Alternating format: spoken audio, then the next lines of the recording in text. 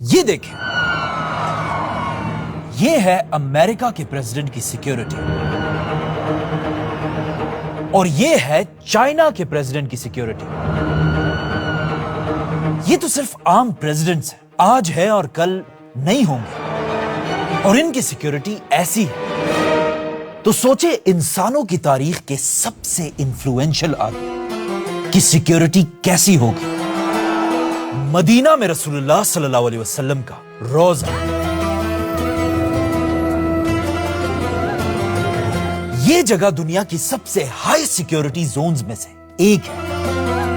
یہاں کی سیکیورٹی صرف زمین تک نہیں بلکہ آسمان پر بھی ہے، کیونکہ اس روزے کے چھت کے اوپر سے سوائے پرندوں کے کسی بھی چیز کو اڑنے کی اجازت نہیں ہے۔ مدینہ کی سیکیورٹی کا کنٹرول روم پوری عرب دنیا کا سب سے بڑا کنٹرول روم ہے، اور ہر دن ہزاروں فوجی 200 گیٹس پر کھڑے ہو کر آپ صلی اللہ علیہ وسلم کے روزے کی حفاظت کرتے ہیں۔ پر ویٹ، یہ صرف زمین کی اوپر کی سیکیورٹی ہے، لیکن اگر زمین کے نیچے سے بھی کوئی آپ صلی اللہ علیہ وسلم کے روزے تک پہنچنے کی کوشش کرے تو ایسا کرنا امپاسبل ہے، کیونکہ سعودی آرمی نے زمین کے نیچے ہر طرف سائزمک ریڈارز لگائے ہیں۔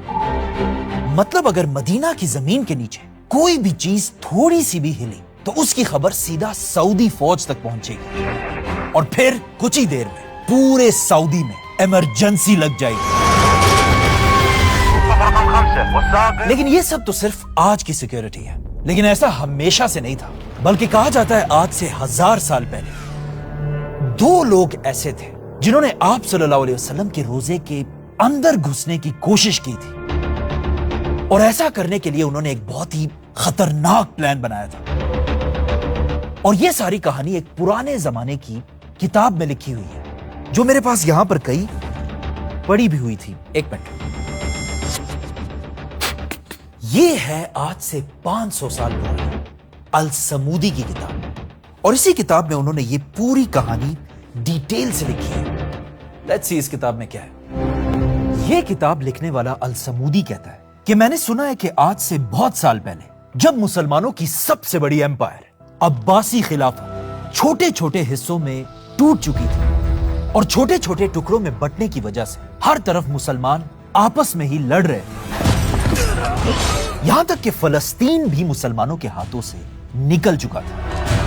ایگزیکٹ اسی ٹائم جب پچھلے 500 سال میں پہلی بار مسلمان کمزور ہو چکے تھے، اسپین کے ایک چھوٹے سے گاؤں میں 2 کرسچنز نے ایک بہت ہی خطرناک پلان بنایا، ایک ایسا پلان جس کا اب تک مسلمانوں کے کسی دشمن نے بھی نہیں سوچا تھا۔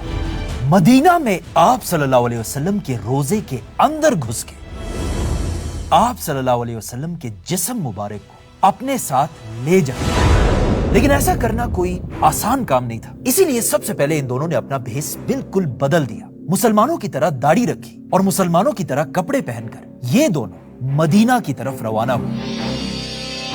جیسے یہ دونوں مدینہ پہنچے، ان کی لمبی لمبی داڑھی اور کپڑوں کو دیکھ کر مدینہ والوں کو لگا کہ یہ تو بہت نیک لوگ ہیں، اور ان دونوں نے مسلمان ہونے کی اتنی اچھی ایکٹنگ کی کہ انہیں مدینہ میں رسول اللہ صلی اللہ علیہ وسلم کے روزے کے بالکل پاس ہی ایک گھر ملا، اور یہ دونوں یہاں رہنے لگے، جس کے بعد یہ دونوں مدینہ میں ہر دن اچھے مسلمانوں کی ایکٹنگ کرتے تھے، لیکن جیسے ہی رات ہوتی تھی، رات کے اندھیرے میں یہ دونوں اپنے خطرناک پلان پر کام شروع کرتے تھے۔ فار ایگزامپل، یہ رسول اللہ صلی اللہ علیہ وسلم کا روزہ ہے، اور اس روزے سے صرف اتنا دور ان 2 آدمیوں کا گھر تھا۔ ان دونوں نے اپنے گھر کے اندر سے زمین کو کھودنا شروع کیا تاکہ یہ اپنے گھر سے ایک ٹنل بنا کر رسول اللہ صلی اللہ علیہ وسلم کے روزے تک پہنچ سکے، اور آپ صلی اللہ علیہ وسلم کے جسم مبارک کو مدینہ سے اپنے ساتھ لے جائے۔ یہ دونوں رات کو ٹنلز کھودتے تھے اور دن میں یہ ساری مٹی اپنے بوریوں میں ڈال کر پاس ہی ایک قبرستان میں جگہ جگہ پھینک دیتے تھے۔ یہ اتنا خطرناک پلان تھا کہ مدینہ کے کسی مسلمان کو بھی ان دونوں پر شک نہیں ہوا، بلکہ انہیں لگتا تھا کہ یہ دونوں ساری رات عبادت کرتے ہیں۔ آہستہ آہستہ دن گزرتے گئے اور ان دونوں کا ٹنل آپ صلی اللہ علیہ وسلم کے روزے کے قریب پہنچنے لگا، اور ایون انہیں بھی ایسا لگنے لگا تھا کہ اب ان کا یہ پلان کوئی نہیں روک سکتا۔ لیکن اچانک اسی رات مدینہ سے بہت دور مسلمانوں کے کیپٹل دمشق میں مسلمانوں کے سلطان نور الدین زنگی نے خواب دیکھا۔ اس کتاب میں لکھا ہے کہ نور الدین کے خواب میں خود رسول اللہ صلی اللہ علیہ وسلم اس کے پاس ہے اور آپ صلی اللہ علیہ وسلم نے نور الدین زنگی کو ان دونوں کے خطرناک پلان کے بارے میں بتایا، اور اس میں لکھا ہے کہ آپ صلی اللہ علیہ وسلم نے نور الدین سے کہا، اے نور الدین مجھے ان دو غنڈوں سے بچاؤ۔ نور الدین یہ دیکھ کر بہت حیران ہوا اور اچانک نیند سے اٹھ گیا، لیکن اسے لگا یہ بس ایک خواب ہے اور وہ اسے بس اگنور کر کے سو گیا۔ لیکن سوتے ہی اسی رات نور الدین نے یہی خواب دوبارہ دیکھا، بلکہ آپ صلی اللہ علیہ وسلم نے نور الدین کو ان دو آدمیوں کے چہرے بھی دکھائے۔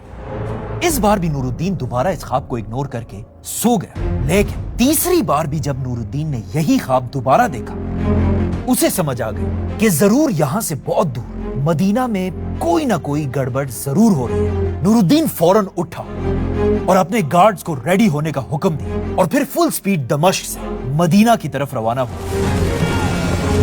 جیسے ہی نور الدین مدینہ پہنچا، وہاں سب بادشاہ نور الدین کو دیکھنے کے لیے جمع ہوئے اور نور الدین نے اعلان کیا کہ میری طرف سے پورے مدینہ کے لیے کھانے کی ایک بہت بڑی دعوت ہے، آج رات کھانے کا انتظام کیا جائے۔ اور نور الدین نے حکم دی کہ اس دعوت میں مدینہ کے ہر آدمی کا آنا لازمی ہے، جس کے بعد مدینہ میں ایک بہت بڑا دسترخوان بچھایا گیا اور مدینہ کا ہر آدمی یہاں کھانا کھانے آیا۔ جب مدینہ کے سارے لوگ جمع ہوئے، نور الدین ایک ایک کو گفٹس دینے لگا اور غور سے ہر ایک کے چہرے کو دیکھنے لگا، لیکن بہت ڈھونڈنے کے بعد بھی نور الدین کو وہ دو لوگ نظر نہیں آئے جنہیں نور الدین نے اپنے خواب میں دیکھا تھا۔ اور آخر جب سب کھانا کھا کر چلے گئے، نور الدین نے ان سے پوچھا کہ کیا اس دعوت میں مدینہ کا ہر آدمی آیا تھا؟ لوگوں نے کہا ہاں، سب آئے تھے سوائے دو لوگوں کے، کیونکہ وہ دو لوگ ہر ٹائم عبادت میں بزی ہوتے ہیں اور اسپیشلی رات کو تو یہ دو کچھ زیادہ ہی عبادت کرتے ہیں اور ہر وقت اپنے گھر میں ہی رہتے ہیں۔ یہ سنتے ہی نور الدین کو سمجھ آ گئی اور وہ سیدھا مدینہ میں ان دونوں کے گھر پہنچا، اور جیسے ہی نور الدین نے انہیں دیکھا، نور الدین حیران رہ گیا، کیونکہ یہ وہی دو لوگ تھے جنہیں نور الدین نے اپنے خواب میں دیکھا تھا۔ نور الدین فوراً ان دونوں کے گھر کے اندر پہنچا اور اس گھر کے اندر ہر ایک چیز کو چیک کرنے لگا، اور آخر جب اس نے زمین سے ایک کارپیٹ اٹھایا، یہاں اسے اس گھر کے اندر وہ ٹنل ملا۔ نور الدین اس ٹنل کے اندر گیا اور دیکھا کہ یہ دو واقعی میں آپ صلی اللہ علیہ وسلم کے روزے کے بالکل قریب پہنچ چکے تھے۔ یہ دیکھ کر نور الدین ان دونوں کو گھسیٹ کر سب کے سامنے مدینہ کے بازار لے کر آیا اور پھر مدینہ کے لوگوں کو جمع کر کے ان دونوں کو پھانسی کی سزا دے دی گئی تاکہ آئندہ کوئی ایسا کرنے کا سوچ بھی نہ سکے۔ اور اس طرح آج سے 800 سال پہلے نور الدین نے رسول اللہ صلی اللہ علیہ وسلم کو بچا لیا۔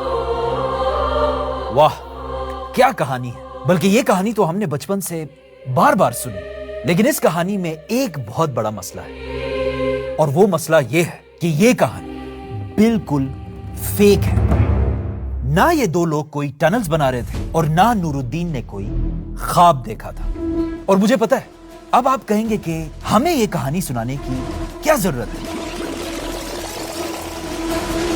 وہ اس لیے کیونکہ ہم سب نے بچپن سے بہت ساری کہانیاں سنی ہیں، رشتہ داروں سے، بڑوں سے، انٹرنیٹ سے، جنہیں ہم آج تک بالکل صحیح سمجھتے ہیں، لیکن وہ ساری بالکل غلط کہانیاں ہیں۔ اور اب تو اے آئی اور یوٹیوب کی وجہ سے ایسی کہانیاں بن رہی کہ ان شارٹ جو بھی یہ ویڈیو دیکھ رہا ہے، آج کے دور میں ہر بات بہت ہی سوچ سمجھ کر اور ریسرچ کر کے ماننی ہے۔ اور میں تو کہتا ہوں کہ اگر کوئی بھی ایسا نہیں کرے گا، اس کے ساتھ بھی وہی ہوگا جو… ایک منٹ کیا مطلب یہ کہانی جھوٹ ہے؟ آپ نے ابھی خود کہا ہے کہ یہ کہانی اس کتاب میں لکھی ہوئی، تو پھر یہ جھوٹ کیسے ہے؟ یہ بات صحیح ہے کہ یہ کہانی اس کتاب میں لکھی ہوئی ہے اور اس میں لکھا ہے کہ نور الدین نے یہ خواب دیکھا تھا، لیکن یہ کتاب خود نور الدین کے مرنے سے 300 سال بعد لکھی گئی ہے، اور اس نے بھی اس کتاب میں صرف لکھا ہے کہ میں نے کسی سے سنا ہے۔ کس سے سنا ہے، کب سنا ہے، یہ نہیں بتایا۔ نور الدین کی زندگی پر لکھے جانے والی اصل کتاب یہ نہیں، بلکہ یہ کتاب ہے امام ابن اسیر کی کتاب، جس کے 10 والیومز ہیں، اور یہ کتاب نور الدین کے مرنے کے صرف کچھ ہی سال بعد لکھی گئی، اور اس میں نور الدین کی زندگی کی ہر چھوٹی سے چھوٹی بات لکھی ہے۔ وہ کیسے اٹھتا تھا، کیسے بیٹھتا تھا، نور الدین دکھتا کیسے تھا، بلکہ اس میں یہاں تک لکھا ہے کہ نور الدین کے پاس کبوتر کتنے تھے، لیکن اس پوری کتاب میں یہ ٹنل والی کہانی کہیں پر بھی نہیں لکھی۔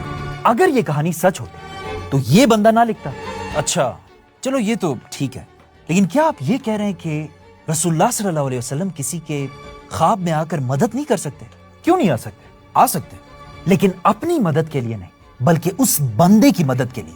آپ صلی اللہ علیہ وسلم کو نور الدین یا میرے یا آپ کے مدد کی کوئی ضرورت نہیں ہے، کیونکہ قرآن میں اللہ نے خود کہا ہے کہ رسول اللہ کی حفاظت میں خود کروں گا۔ اور خود سوچو، آپ صلی اللہ علیہ وسلم نے اپنی زندگی میں کتنی جنگیں لڑی، لیکن ایک بھی جنگ میں ان کا کوئی بھی دشمن انہیں زیادہ نقصان نہیں پہنچا پایا۔ مطلب آپ صلی اللہ علیہ وسلم جب دنیا میں تھے تب بھی اور دنیا سے جانے کے بعد بھی اللہ کے سوا کسی کی بھی ضرورت نہیں ہے۔ لیکن یار ایسے کیسے ہو سکتا ہے کہ یہ کہانی جھوٹ ہے؟ میں نے تو بڑے بڑے اسکالرز سے یہ کہانی اپنے کانوں سے سنی ہے۔ وہ دو یہودی جو حضور کے جسد اطہر کو نکالنے کے لیے آئے تھے، اس کا جواب تو صرف یہی ہو سکتا ہے کہ وہ بھی صرف انسان ہی تھے، اور کسی بھی انسان سے غلطی ہو سکتی ہے۔ اور کیا پتا اگر آج یہ اسکالرز دنیا میں ہوتے تو وہ اس کہانی کے خلاف ان پروفز کو دیکھ کر اس کہانی کو بھی باقی کہانیوں کی طرح چھوڑ دیتے۔